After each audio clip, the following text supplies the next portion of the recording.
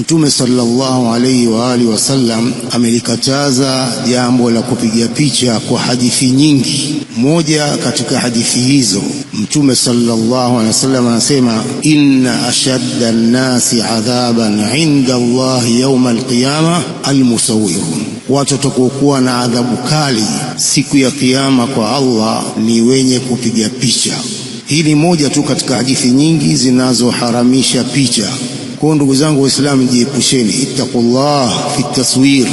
Huna dalili yoyote wewe mpigaji picha, huna dalili yoyote ya kuhalalisha jambo hilo. Kwa ittaqullah fi taswir, tumeelezewa hapa kwamba mara nyingi tunapofunga akdi hapa tunazuia picha, lakini baada ya kuondoka sisi watu wananyoosha simu zao na kuinua simu zao na kupigana mapicha hapa ndani ya nyumba ya Allah, ndani ya nyumba ya Allah.